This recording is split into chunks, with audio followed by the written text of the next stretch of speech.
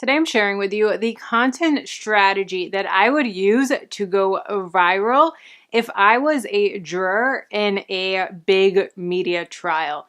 I don't know about you, but I have become obsessed with watching a lot of these public trials. I watched almost all of the Johnny Depp and Amber Heard trial.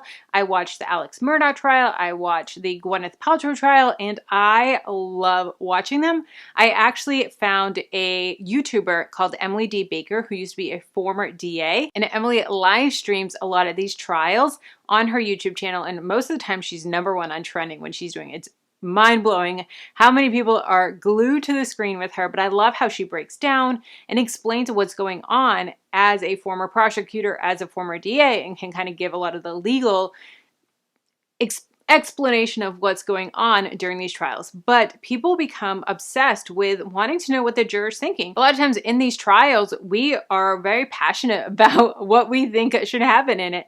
Is the person guilty? Are they not guilty? What the heck did they think with that witness? What is going on? Are they lying? All this stuff, and reading body language, and we become obsessed with it. So we want to know what the juror's thinking, what the jury's thinking. Are they buying it? Are they like, this is total BS? I've even seen some YouTubers, there's some legal law YouTubers that will fly across the country, and even there was one guy that flew from Canada to Virginia during the Johnny Depp trial and would sit in the gallery and get up at 5 a.m., sit in the gallery, so that way they could report on the jury's body language during these trials, because people were just obsessed with it, wanting to know, okay, when this person did this, this person was rolling their eyes, and juror number 3 was doing this, and this person was not buying it, this person was crying, and people love this. So if I was a juror on a big trial, this is what I would do to go viral, and also as my own self-care during the trial. As a juror, you're not able to talk to anyone about it. You're not able to talk to your friends, your family, the media, even other jurors until deliberation. And to me, I'm such a verbal processor. That would be so hard for me not to be able to talk about this big trial that I'm watching. And even if it's not a big trial, even just documenting how the process went. I've never served on a jury, so I'm so curious of how it works behind the scenes. So here's what I would do. So if I am on a big trial, what I would do is every single night at the end of the day, I would go home or go to my hotel room and I would film myself. Even if it was on a iPhone or on a Android, I would film myself. Doesn't need to be a camera. I would film myself and kind of debrief from the day and say, okay, this is, day 1 of a trial. This is what happened today. This is what I thought. This is what irked me. This is what I didn't understand. I need more clarification on this, and really go through the trial and the evidence and really explain as a juror what your thoughts are. And I would hold all of this footage. I would probably edit it as the trial went on, because you're not supposed to be on social media, you're not supposed to be watching TV and the news, and you're not supposed to be doing all those things. So a lot of the stuff that you would typically do in your day-to-day, you're not supposed to be doing. So you may have some extra time because you're not able to do that stuff. So editing those videos at night, getting them uploaded to YouTube unlisted, whether you have a channel or not. And then after the trial ends, uploading them. You can upload them all at once or make them all public all at once, or kind of drip them out.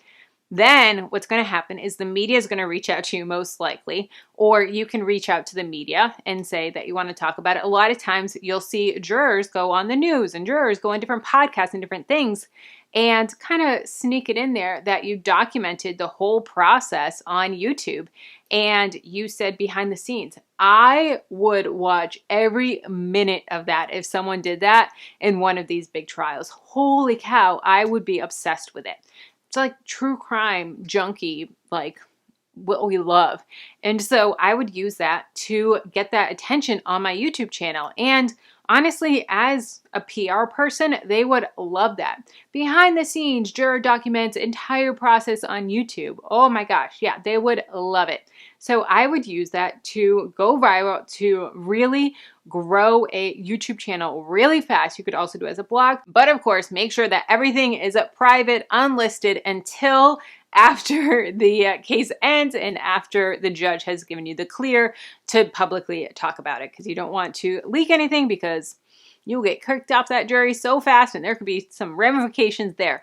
But what do you think of this strategy? Is this something that you would do if you were a juror? Like, say you get called to jury duty and you get there and you realize that it's a Gwyneth Paltrow case.